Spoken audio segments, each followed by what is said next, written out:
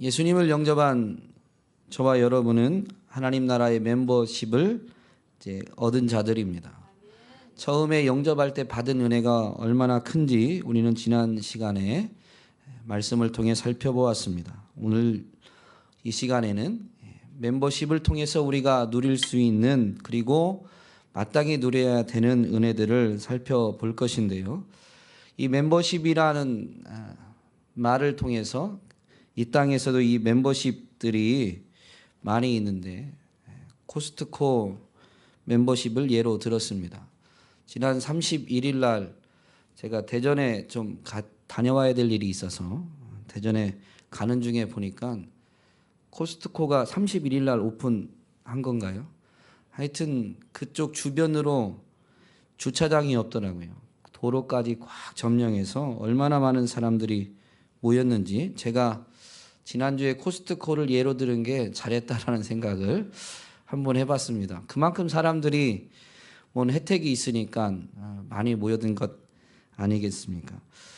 코스트코 멤버십을 가입할 때도 어떤 혜택을 주겠지만 사실 가입하는 이유는 멤버십이 된 이후에 누릴 수 있는 혜택이 많기 때문에 사람들이 가입을 하게 되죠. 그 멤버십을 통해서 혜택을 누리기 위해서는 매장까지 직접 가야 됩니다. 우리는 가만히 있는데 뭘 대신 해주지 않죠. 매장까지 우리가 직접 가야 되고 또 하나는 우리가 필요로 하거나 원하는 것을 내 돈을 주고 내가 값을 주고 직접 사야 됩니다. 그런데 우리는 거기서 혜택을 보는 거죠. 여러분 올해 만약에 가입하셨다면 올해까지는 상관없는데 다음 해에도 이 혜택을 누리려면 또 뭐를 지불해야 돼요? 연회비를 지불해야 됩니다. 그래야 내년에도 그런 혜택을 계속 누리게 되죠. 혜택을 누리기 위해서 멤버십을 가진 자로서 혜택을 누리시기 위해서 지불해야 될 것이 생각외로 많습니다. 그런데 그 혜택이 크면 클수록 사람들은 자원해서 값을 마땅히 지불합니다. 누구도 강요하거나 억압해서 31일 날 그렇게 많은 사람들이 몰려든 게 아닙니다. 스스로 간 겁니다. 스스로 원한 겁니다.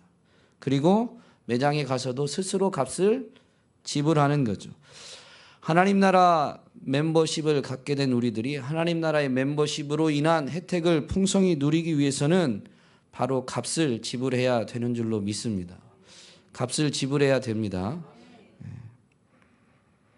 여러분 오늘 이 자리에 예배의 자리에 달려온 것도 바로 값을 지불한 겁니다.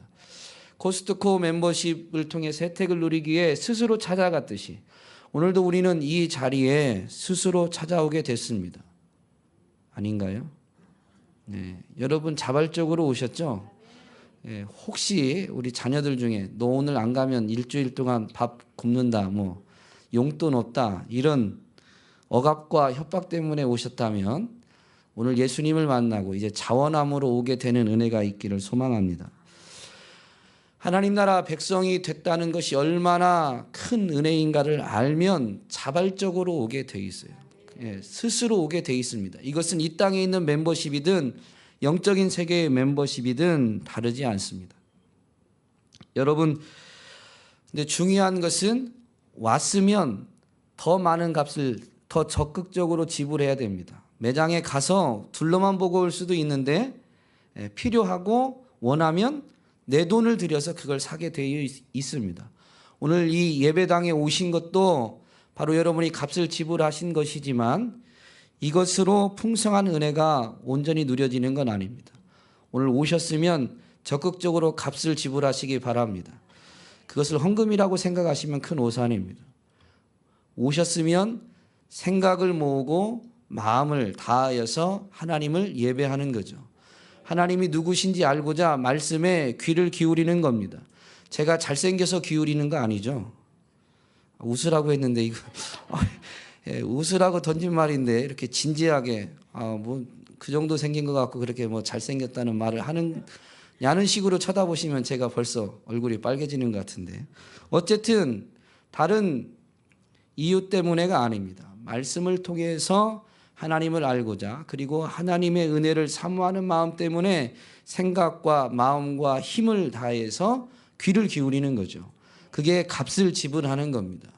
그리고 예물은 나중에 또 한번 다룰 기회가 있겠지만 지나온 삶의 은혜가 너무 커서 주신 은혜, 베푸신 은혜가 커서 그저 감사함으로 즐거이 드리는 겁니다.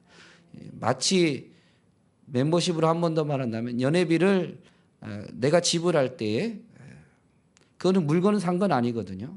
그러나 그동안 받은 혜택 또 앞으로 받을 혜택을 인하여서 그냥 자원함으로 연회비를 지불하듯이 교회에서는 정해진 회비가 있는 건 아니지만 받은 은혜에 대해서 우리가 자발적으로 자원함으로 드리는 게 예물, 헌금이라고 하는 거고요.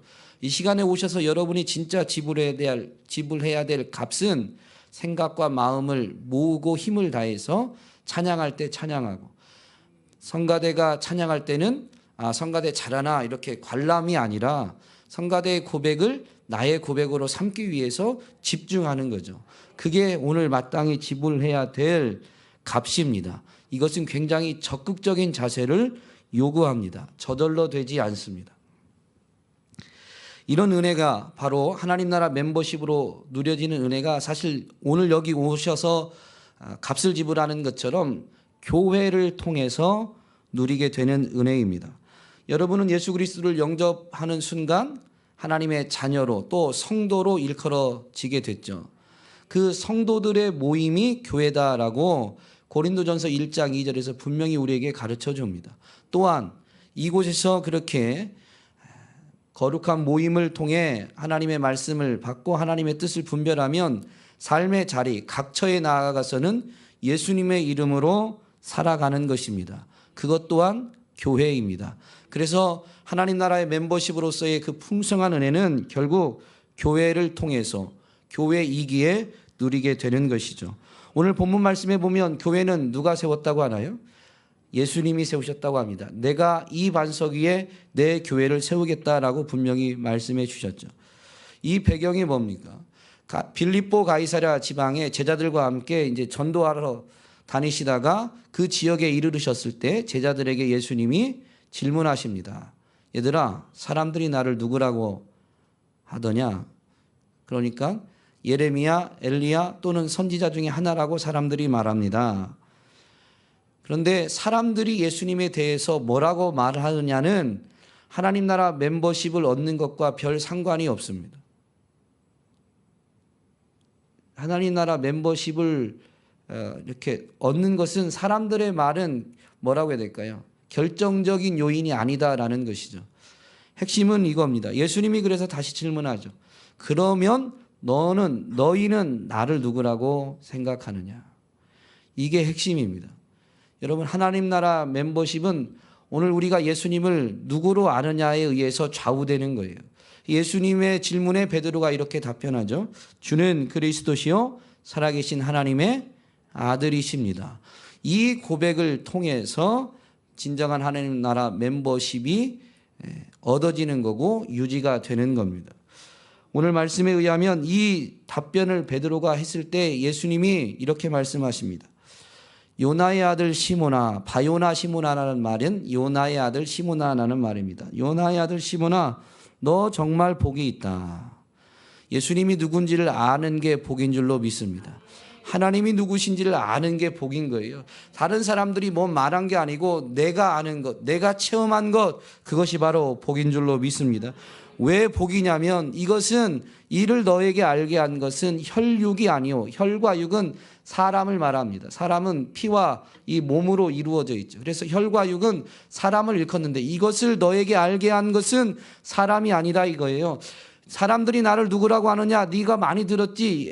예레미야, 엘리야, 선지자 중에 하나라고 했는데 그런 말을 많이 들었다고 해서 네가 깨닫게 된 게 아니다. 너 스스로도 깨닫게 된 것이 아니다라는 거예요. 예수님이 누구신지 하나님이 누구신지 아는 것은 사람에게서 나오는 것이 아니고 이것을 너에게 알게 하니는 하늘에 계신 내 아버지시다라고 예수님이 분명히 말씀해 주셨습니다. 하나님을 아는 것, 예수님을 아는 것은 하나님이 베풀어 주신 은혜입니다. 그래서 이것을 받으면 복이 되는 거예요.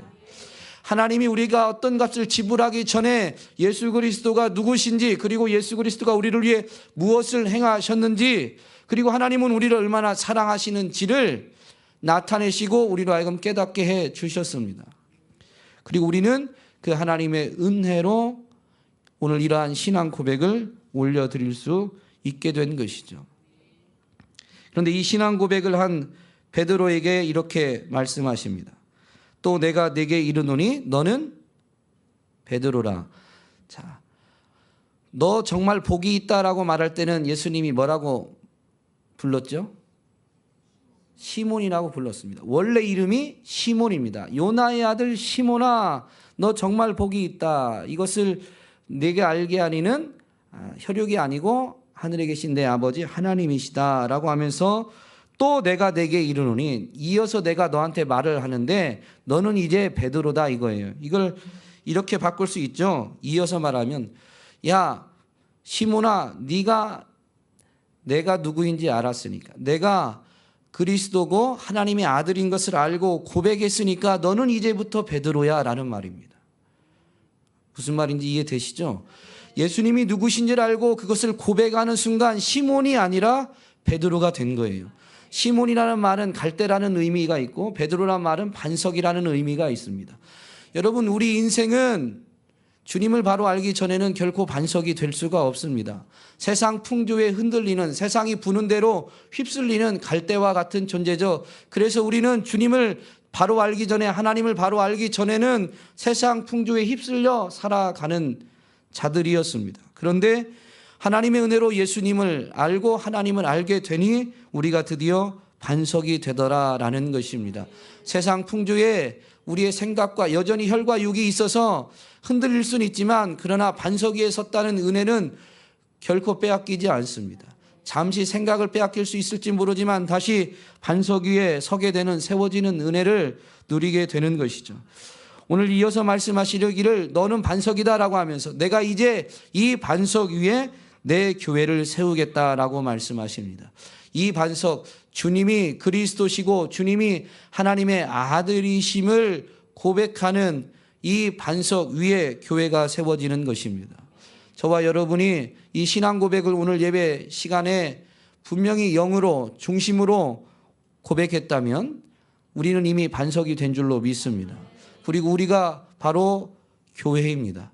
여기 있는 이 건물, 세운 빌딩 4층이 온유교회가 아니라 여러분이 곧 온유교회인 것입니다. 그리고 이 교회를 통해서, 이 교회가 바로 하나님 나라 멤버십을 통해 누릴 수 있는 그 은혜를 풍성히 누리게 해주시는데, 그게 뭐냐? 이어서 말씀하시기를 음부의 권세가 이기지 못한다라는 것입니다. 교회는 결코 음부의 권세가 어떻게 해볼 수 없다. 저와 여러분은 음부의 권세가 결코 이길 수 없는 존재라라는 것입니다. 안 믿어지시나 보죠? 다시 한번, 저와 여러분은 음부의 권세가 결코 이길 수 없는 존재입니다. 옆 사람 보고 한번 깜짝 놀라셔야 돼요.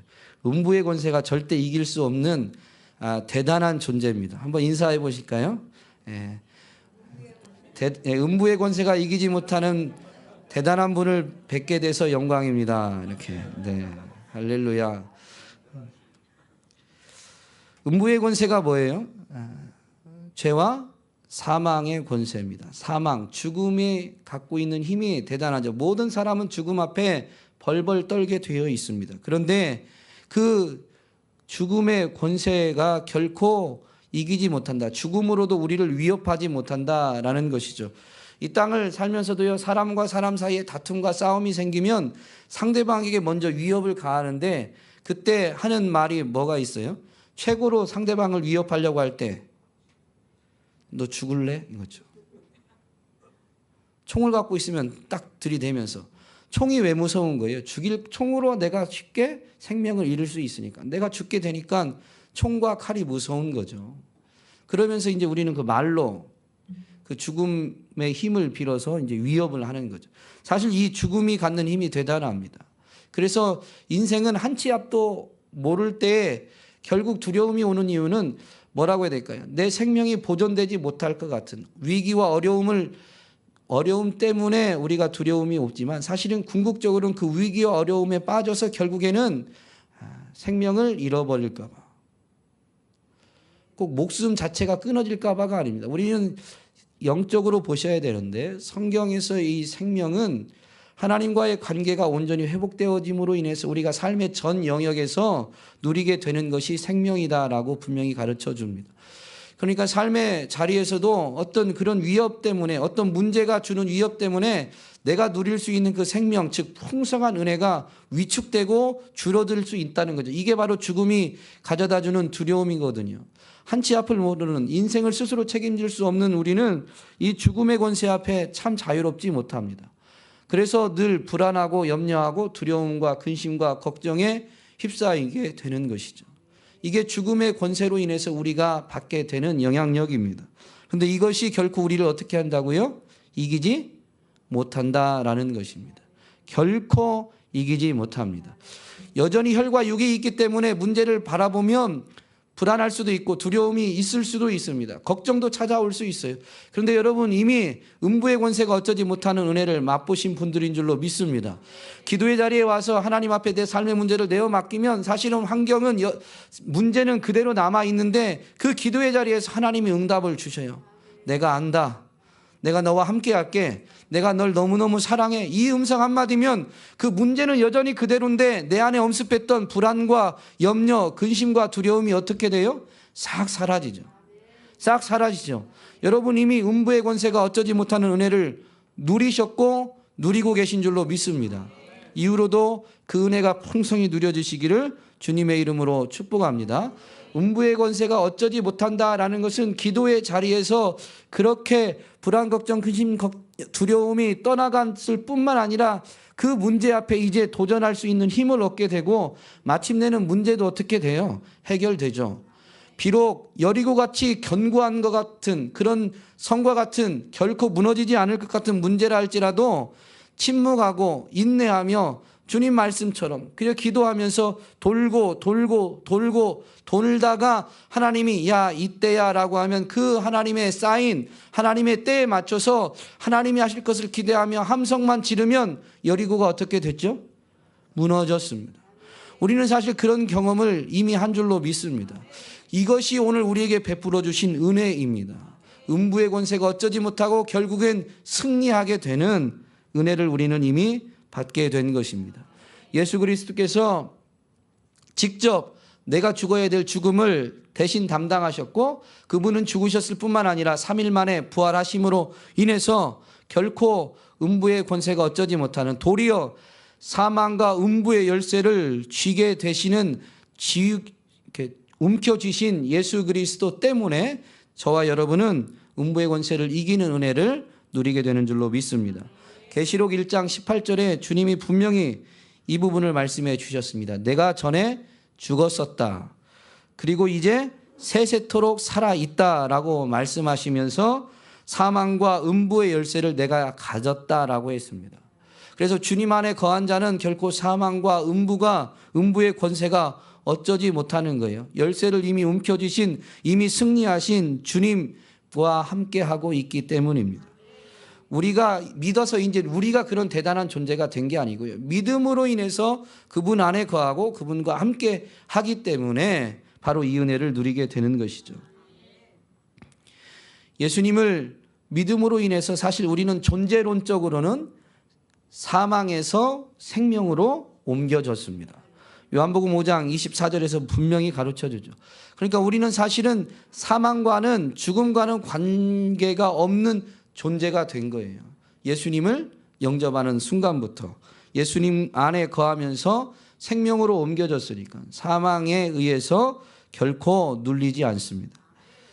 이것을 깨달은 바울이 로마서 8장을 기록하며 8장 35절에서 누가 우리를 그리스도의 사랑에서 끊겠느냐라고 하면서 38절 39절이 8장의 마지막인데 이렇게 담대히 선포합니다. 내가 확신하노니 사망이나 생명이나 천사들이나 권세자들이나 현재일이나 장래일이나 능력이나 높음이나 기품이나 다른 어떤 피조물이라도 우리를 우리 주 그리스도 예수 안에 있는 하나님의 사랑에서 끊을 수 없다라고 선포하고 있습니다. 확신하는데 이렇게 선포하고 있거든요. 뭐라고 했어요? 내가 확신하노니 사망뿐만 아니라 그 어떤 것이라도, 사망이 이 땅에 사는 이들에게 가장 대단하고 두려운 존재인데, 사망이나 심지어 그 어떤 것이라도 우리 주 예수 그리스도 안에 있는 하나님의 사랑에서 결코 끊을 수 없다라는 것입니다. 저와 여러분은 하나님의 사랑에서 끊어지지 않습니다. 우리가 아니라 그분이 꽉 붙잡고 계시기 때문에 결코 끊어지지 않는 것이죠. 그래서 정말로 믿음으로 살아가면 환경은, 이 땅은 아무리 절망적인 문제가 와도 우리는 바라볼 분이 있고 도움을 줄 분이 있어서 그 권세 아래 주저앉거나 눌리지 않고 마침내 세상을 이기는 은혜를 누리게 되는 것입니다. 또한 그 교회에게 주님이 또 은혜를 베푸셨는데, 오늘 본문 바로 다음 절에 나오는 천국 열쇠를 주시는 복, 즉 천국 열쇠를 받는 은혜를, 복을 받은 줄로 믿습니다.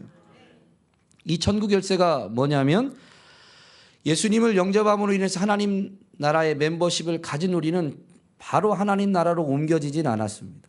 여전히 땅에 남겨져 있어요. 근데 땅에 남겨져 있지만 우리의 멤버십, 우리의 소속은 어디라고요?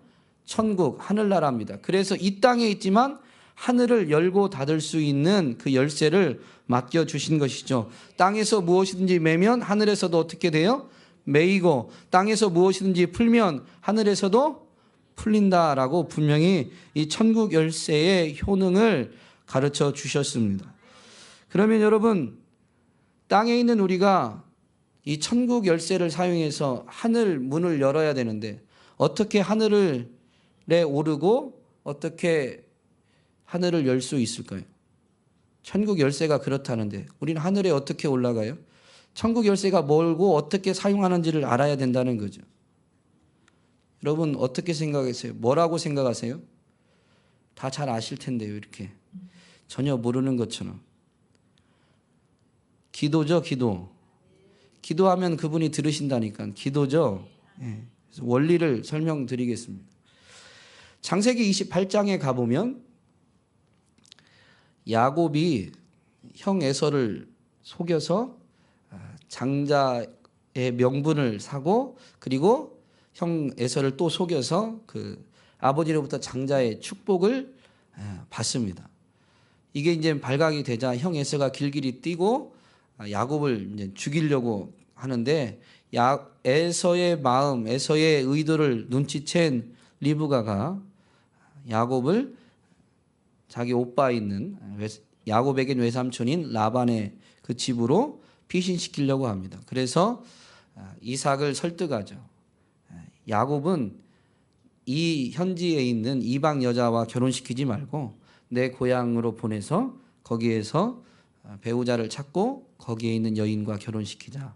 그래서 이삭이 이제 28장 1절에 보면 야곱에게 이렇게 명령하고 외삼촌 라반의 집으로 가라라고 말합니다. 그래서 아버지의 명을 받았지만 실제적으로는 형 에서를 피해서 피난길에 오른 거죠. 그가 도망가다가 하루 저녁쯤 돼서 이제 잠을 청하기 위해서 돌베개를 메고 잠을 자는데, 거기에서 환상을 보죠. 꿈을 보죠. 꿈을 꾸는데 사닥다리가 있고 땅에서 하늘까지 닿은 사닥다리가 있는데, 그 사닥다리 위로 하나님의 사자들이, 천사들이 오르락 내리락 하는 것을 보게 됩니다. 그러면서 깨어가지고는 거기에서 단을 쌓고 이름을 베델이라라고 하죠. 이 땅에 있지만 하늘에 오르고 내릴 수 있는, 그리고 하나님의 사자들이 그 사다리를 통해서 왔다 갔다 할 수 있는 통로가 있더라라는 것이죠. 그런데 이 사닥다리가 뭐냐, 이게 핵심입니다. 예수님은 요한복음 1장 51절에서 분명히 이렇게 말씀해 주셨습니다. 또 이르시되 진실로 진실로 너희에게 이르노니 하늘이 열리고 하나님의 사자들이 인자 위에 오르락 내리락 하는 것을 보리라 말씀하셨습니다. 자, 인자 위, 인자를 통해서 하나님의 사자들이 하늘로 오르기도 하고 하늘에서 내려오기도 하더라라는 겁니다.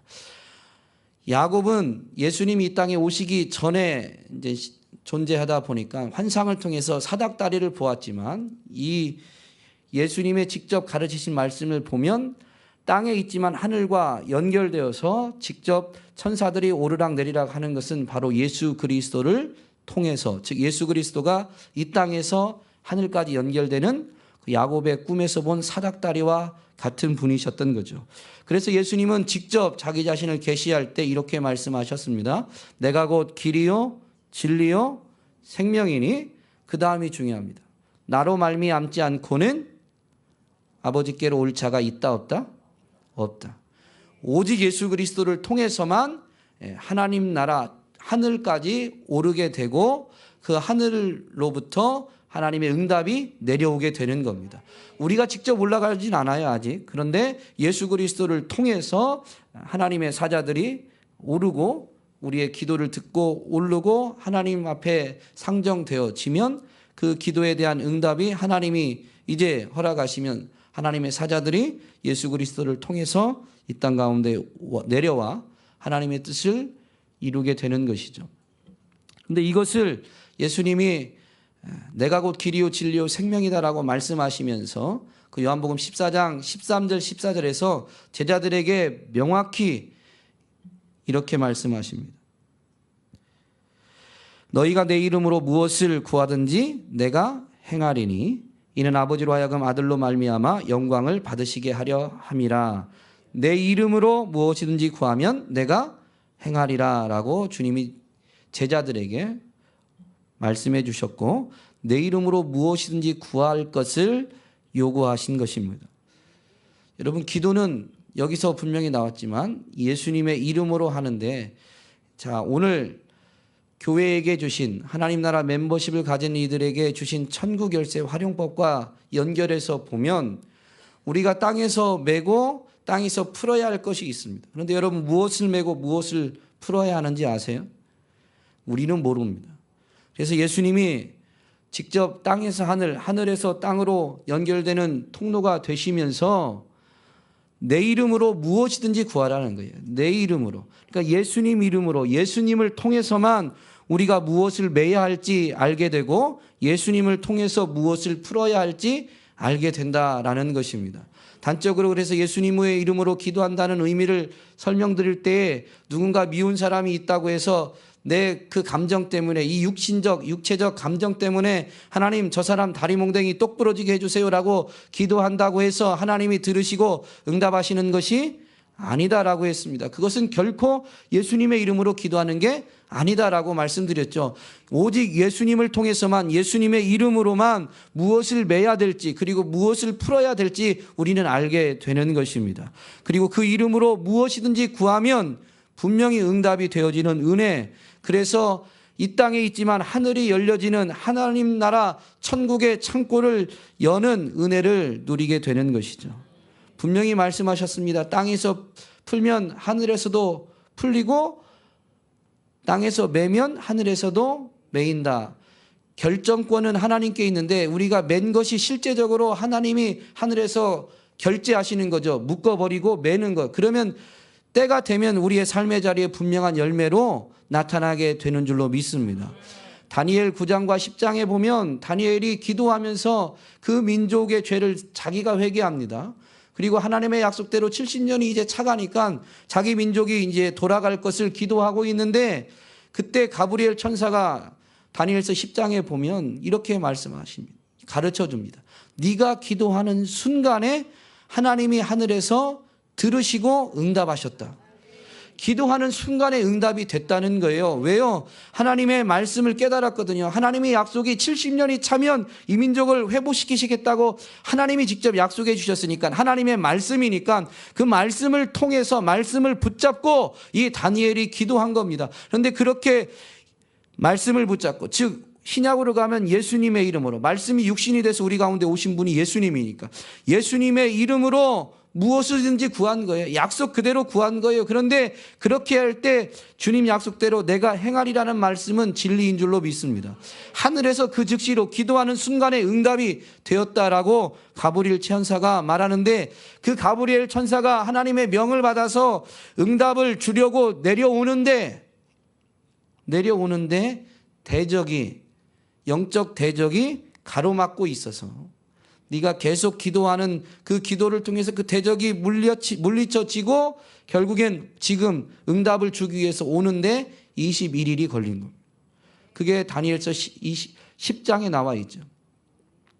여러분, 우리가 예수님의 이름으로 무엇이든지 매면 하늘에서도 매이고 결국엔 땅에서도 그대로 되어지는 줄로 믿습니다. 하나님이 허락하시면 말씀하시면 그대로 되는 거예요. 그런데 그 때가 이럴 때까지 우리가 쉽게 기도를 포기하는 게 문제입니다. 여러분, 반드시 응답이 있으니까 결코 포기하지 마시기 바랍니다. 이게 하나님 나라 멤버십을 가진 자들이 누리는 특권이에요. 반드시 응답이 있어요. 좌절하거나 포기하지 마시고 응답이 실제 삶의 열매로 나타날 때까지 천국 열쇠를 활용하시길 바랍니다. 기도하시기 바랍니다. 그렇다면 멤버십을 유지하기 위해서, 그 멤버십 혜택을 온전히 맛보기 위해서 오늘 우리가 지불해야 될 값이 뭐냐 이거죠.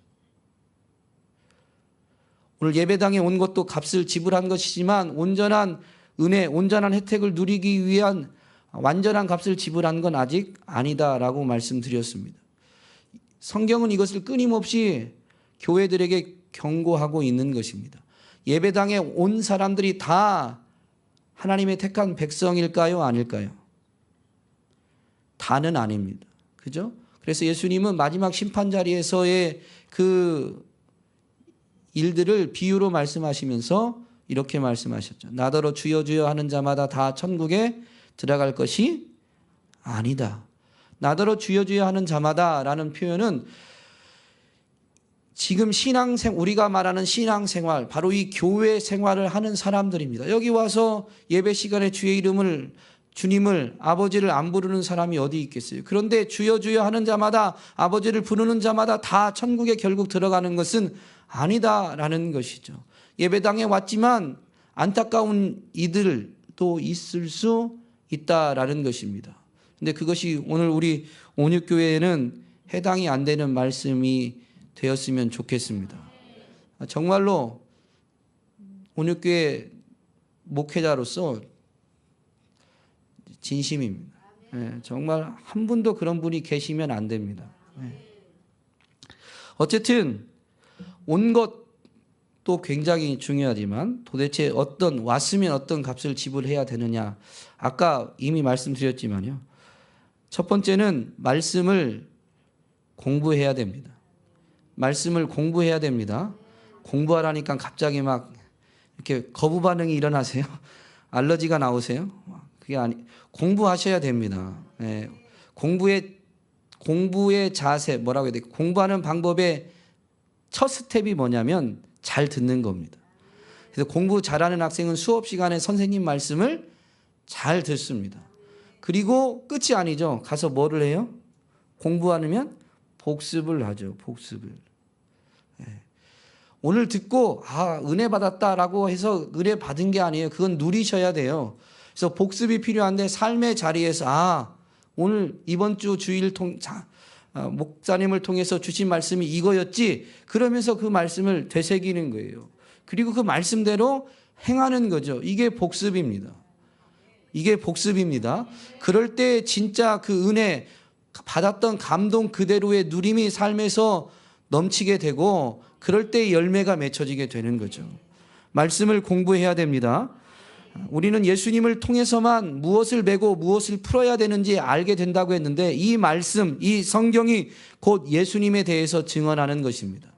요한복음 5장 39절에서 그래서 이렇게 말씀하시죠. 너희가 성경에서 영생을 얻는 줄 생각하고 성경을 연구하거니와, 스터디, 공부하라는 거예요. 공부하거니와 이 성경이 곧 내게 대하여 증언하는 것이다. 이것을 깨달은 바울은 자기 믿음의 아들, 그리고 사역으로서는 후계자인 디모데에게 이렇게 권면합니다. 디모데후서 3장 14절에서 그러나 너는 배우고 확신하는 일에 거하라. 배우고 그 말씀을, 하나님의 말씀을 확신하는 일에 거하라라는 것입니다. 그럴 때 진짜 그 은혜의 누림이 있기 때문이죠. 그러면서 디모데후서 3장 16절 17절 바로 이어서, 뒤에 이어서 이런 표현이 있습니다. 모든 성경은 하나님의 감동으로 된 것으로 교훈과 책망과 바르게 함과 의로 교육하기에 유익하니까 이것을 배우면 하나님의 사람으로 온전하게 하며 모든 선한 일을 행한 능력을 갖추게 된다라는 것이죠. 여러분, 하나님의 말씀을 배워야 됩니다. 하나님의 말씀을 공부해야 됩니다. 그 시작은 주일날 강단에서 주의 종을 통해서 말씀이 던져지는, 말씀이 뿌려지는 것으로 인해서 시작되지만 여러분 스스로도 복습하거나 아니면 스스로도 이제 말씀을 묵상하고 연구하는 것을 도전하셔야 됩니다. 목사만 성경을 대할 수 있는 권한이 주어진 건 아니에요. 이것은 이 공동체 안에서 저를 통해서 하나님이 하시는 일이지만 여러분 개인적으로는 여러분 누구나 다 예수님을 통해서 예수님의 이름으로 하나님을 대면할 수 있는, 하나님의 은혜의 보좌 앞에 나아갈 수 있는 특권을 받으셨습니다. 여러분이 왕 같은 제사장이에요. 그래서 여러분이 스스로 말씀을 읽고 공부하고 묵상하셔야 됩니다. 그럴 때 이 멤버십을 통해서 누리게 되는 그 풍성한 은혜, 음부의 권세가 이기지 못한다는 거 오늘 머리로 알았지만 진짜 삶에서의 누림은 하나님이 나를 위해 이런 일을 행하셨구나. 예수 그리스도를 통해 이런 일을 행하셨구나. 말씀을 통해 그 예수님이 나를 위해 어떤 값을 지불하셨는지, 하나님이 변함없이 나를 얼마나 사랑하시는지가 자꾸 되새겨져야 진짜 음부의 권세로부터 승리를 맛보는 것이죠. 그래서 말씀을 삶에서 계속 공부하셔야 되는 겁니다. 그리고 말씀을 그렇게 배우면 무엇을 메고 풀어야 될지 깨닫게 됩니다. 여러분, 사실 엄밀히 말하면 교회는 기도로 시작됐고, 그리고 교회는 기도하기에 힘썼습니다. 예수님이 부활하신 이후에 제자들과 40일을 계셨는데 이제 승천을 앞에 두고서 제자들에게 이런 당부를 하시죠. 사도행전 1장 4절에 있습니다. 사도와 함께 모이사 그들에게 분부하여 이르시되 예루살렘을 떠나지 말고 내게서 들은 바 아버지께서 약속하신 것을 기다리라 라고 예수님이 당부하셨습니다. 그 기다리는 게 결국 뭐냐면 사도행전 1장 8절 오직 성령이 너희에게 임하시면 너희가 권능을 받는다, 힘을 얻게 된다라는 것이죠. 그래서 이제 이 말씀을 하시고 예수님이 하늘로 올려져 가십니다. 그것을 바라보는데 하늘로부터 음성이 있습니다. 너희는 왜 하늘을 바라보느냐? 너희가 바라본 그 모습 그대로 분명히 다시 오실 것이다 라고 주님 다시 오실 것을 하늘로부터 가르쳐 주시니까 그들이 이제 예수님의 이 당부, 분부한 것을 기억해서 사도행전 1장 13절 4절에 보면 13절에 이제 제자들의 이름이 쭉 있고요. 14절에 가면 그 제자들과 함께 여자들, 즉 복음서를 보면 예수님을 가장 가까이서 따르고 예수님을 가장 옆에서 수종 들었던 이들은 사실 잘 보면 제자들이 아니고 이름은 명시되지 않았지만 여자들이었습니다. 예수님의 무덤에도 제일 먼저 찾아간 것은 제자들이 아니고 여자들이었죠. 우리 온육교회도 주변을 돌려보세요. 남자가 많아요? 여자가 많아요? 성경은 예나 지금이나 진리입니다. 남자들은 좀 분발해야 됩니다. 새벽에도 기도의 자리에 보면 남자가 많을까요? 여자가 많을까요? 남자가 많기를 소망합니다. 남자들이 많기를 소망합니다. 목사도 남자니까. 제가 생각보다 이렇게 숫기가 없어가지고 새벽에 딱 서면요 다 여자분이면 저도 모르게 이렇게 눈을 어디다 둬야 될지 잘 모릅니다. 남자분에게 이렇게 두고 싶은데 남자분들은 일을 열심히 해서 그런지 가끔 새벽에 오시면 조금 조는 분도 계시면 졸다가 저랑 눈 마주칠까 봐 남자분도 잘 못 볼 때도 있고 어떻게 해야 될지 모르는데 어쨌든 우리 온육회는 남자들이 많아지기를 소망합니다. 여자분들은 뒤쪽은 아멘을 안 하시는 것 같은. 어쨌든 이렇게 모여서 여자들과 예수의 어머니 마리아와 예수의 아우들, 이제 이 족보적으로 바로 요셉과 마리아의 자녀들이죠. 그런데 예수님이 마리아가 처녀일 때 잉태해서 태어났으니까 예수님이 첫째 아들이고, 족보적으로 이제 그 동생들이 있죠. 그 동생들도, 예수의 아우들도 더불어 마음을 같이하여 오로지 기도에 힘쓰더라라고 되어 있습니다. 여러분, 오로지 기도에 힘썼다. 하나님이 약속하신 것을 기다리라고 했는데 그 기다림은 여러분 기도에 힘쓰면서 기다리는 거예요. 아까 다니엘 예를 들었죠. 기도에 힘쓰면서 하나님의 응답을 기다리는 겁니다.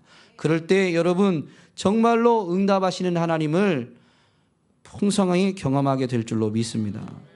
이렇게 기도해서 이제 사도행전 2장 1절로 가면 오순절에 진짜 그 마가다락방에 성령이 임하시게 됩니다. 그리고 성령이 임한 그 현상 때문에 오순절 그 절기를 지키러 예루살렘에 모였던 많은 사람들이 의아해하는데, 그때 베드로가 일어서서 설교하게 되고, 설교를 마쳤을 때에 그날 회개하고 세례를 받은 사람들이 몇 명이요?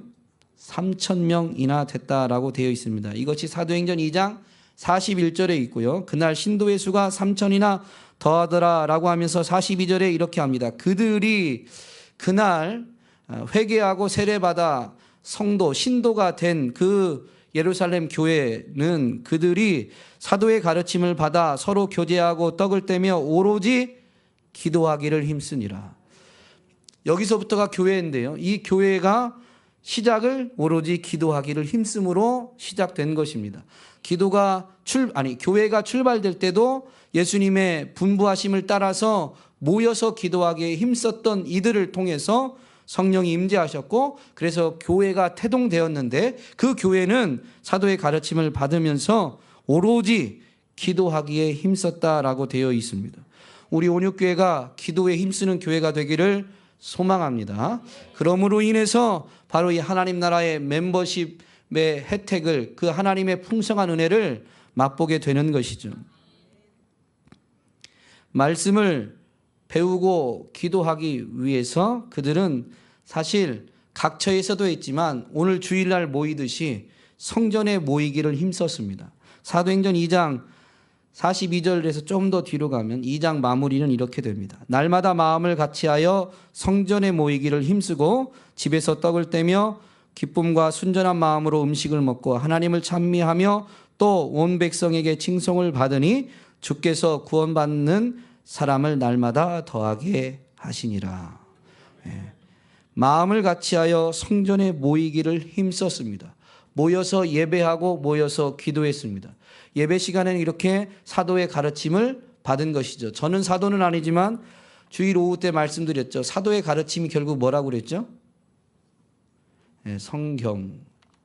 목사가 사도는 아닙니다. 근데 목사는 이 성경, 하나님의 말씀을 풀어서 전하는, 그래서 설교한다고 하죠. 풀어서 전하는 사명을 받았습니다. 저는 사도는 아니지만 사도의 가르침을 전하는 역할은 하고 있는 겁니다. 어쨌든 이 사도의 가르침을 여러분이 받으시는데 모여서 예배함을 통해서 바로 사도의 가르침을 받고 모여서 기도하기에 힘써야 될 줄로 믿습니다. 마지막 때가 되면 모이기를 싫어한다라고 되어 있죠. 모이기를 패한다.